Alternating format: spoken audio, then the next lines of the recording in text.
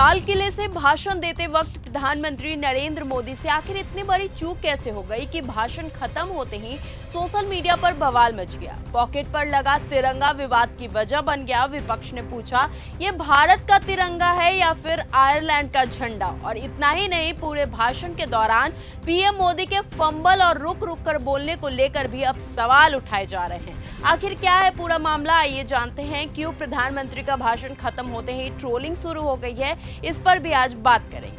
नमस्कार, आप देख रहे हैं न्यूज गंगा, मैं हूं आपके साथ अंकिता।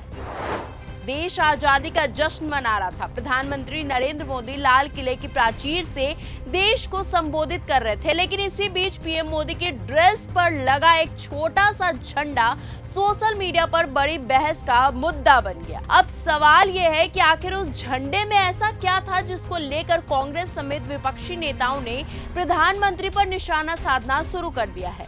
दरअसल मैं आपको बता दूं कि प्रधानमंत्री नरेंद्र मोदी के कुर्ते की जेब पर आपने देखा होगा कि तिरंगे का एक डिजाइन नजर आया है, लेकिन सोशल मीडिया यूजर्स और विपक्ष ने दावा किया है कि इस डिजाइन में रंगों का क्रम भारत के राष्ट्रीय ध्वज से अलग दिखाई दे रहा है। आप देख सकते हैं भारत के तिरंगे में ऊपर केसरिया, बीच में सफेद और नीचे हरा रंग होता है, लेकिन पीएम मोदी के जेब पर दिखाई दे रहा डिजाइन, इस तस्वीर को लेकर विपक्ष ने दावा किया है कि इसमें हरा, सफेद और केसरिया क्रम दिखाई दे रहा है। बस फिर क्या था, सोशल मीडिया पर इस तस्वीर को लेकर सवालों की बाढ़ आ गई। कांग्रेस नेता पवन खेरा ने तंज कसते हुए इसे आयरलैंड के झंडे से जोड़ दिया। कांग्रेस सेवा दल समेत कई सोशल मीडिया यूजर्स ने भी इस तस्वीर को लेकर प्रधानमंत्री पर निशाना साधा है। अब यहाँ एक बात साफ कर दे, विवाद उस तस्वीर और उसमें दिख रहे रंगों के क्रम को लेकर है। यानी कि सवाल ये उठाए जा रहे हैं कि अगर ये तिरंगे का प्रतीक था तो डिजाइन में रंगों का क्रम ऐसे क्यों दिखाई दे रहा था? और यही सवाल अब राजनीतिक बहस का हिस्सा बन चुका है। लेकिन कहानी सिर्फ झंडे तक सीमित नहीं रही है। प्रधानमंत्री के भाषण के दौरान उनके कुछ मौकों पर रुकने और शब्दों को दोबारा संभाल कर बोलने के वीडियो क्लिप भी सोशल मीडिया पर वायरल होने लगे हैं। कुछ यूजर्स ने इसे लेकर सवाल उठाया है तो कुछ ने इसे सामान्य भाषण के दौरान होने वाला फंबल बताया है।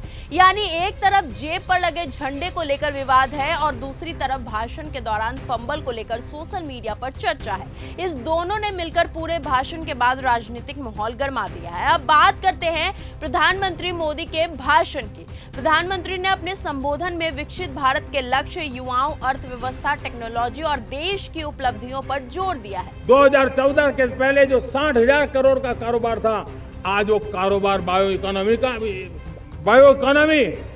20 लाख करोड़ पहुंच चुकी है। दोस्तों 2009-10 का कालखंड था, सिर्फ 25 लाख इलेक्ट्रिक व्हीकल हमारे देश में बिके थे। 1.5 लाख इलेक्ट्रिक व्हीकल बिके थे 2009-10 में। 1.5 लाख इलेक्ट्रिक व्हीकल। उन्होंने सरकार की कई योजनाओं और उपलब्धियों का जिक्र भी किया और बताया कि पिछले वर्षों में देश ने अलग अलग क्षेत्रों में कितनी प्रगति की है। लेकिन विपक्ष का आरोप है कि लाल किले की प्राचीर से दिया जाने वाला भाषण सिर्फ सरकार की उपलब्धियां गिनाने तक सीमित नहीं रहता है। विपक्ष सवाल उठा रहा है कि बेरोजगारी, किसानों और छात्रों, महंगाई, सरकार के सामने मौजूदा चुनौतियों पर प्रधानमंत्री और ज्यादा विस्तार से बात कर सकते थे। यानी पीएम मोदी के भाषण को लेकर भी सियासी बहस शुरू हो गई और सोशल मीडिया पर तो लोग ये तक लिखने लगे हैं कि लाल किले से प्रधानमंत्री का संबोधन भी अब राजनीतिक बयानबाजी का हिस्सा बन गया है। हालांकि इन तमाम राजनीतिक दावों और सोशल मीडिया प्रतिक्रियाओं के बीच एक बात तो सबसे अहम है, क्या पीएम मोदी की जेब पर दिख रहा डिजाइन वास्तव में तिरंगे का रंग गलत क्रम में दिख रहा था या फिर कैमरा एंगल और डिजाइन की वजह से ऐसा दिखाई दे रहा था? इस सवाल का स्पष्ट जवाब तभी मिलेगा जब प्रधानमंत्री कार्यालय या फिर उनकी टीम की तरफ से इस डिजाइन को लेकर कोई आधिकारिक स्पष्टीकरण सामने आए। फिलहाल ये तस्वीर तेजी से वायरल हो रही है, विपक्ष हमलावर है, सोशल मीडिया पर बहस तेज है और प्रधानमंत्री के भाषण की कई हिस्सों में चर्चा की जा रही है। अब आपकी क्या राय है इस खबर पे? क्या आपको भी लगता है कि पीएम मोदी की जेब पर लगा झंडा तिरंगे का रंगों के क्रम से अलग नजर आया है? और क्या लाल किले से प्रधानमंत्री का इस बार का भाषण आपको कैसा लगा है? अपनी राय कमेंट बॉक्स में हमें जरूर बताएं। तब तक के लिए धन्यवाद। अगर आपको यह हमारा वीडियो पसंद आया हो तो इसे लाइक और शेयर करना बिल्कुल ना भूलें। साथ ही हमारे चैनल न्यूज गंगा को सब्सक्राइब और फॉलो जरूर करें ताकि देश और दुनिया की हर बड़ी खबर आप तक सबसे पहले पहुंचे।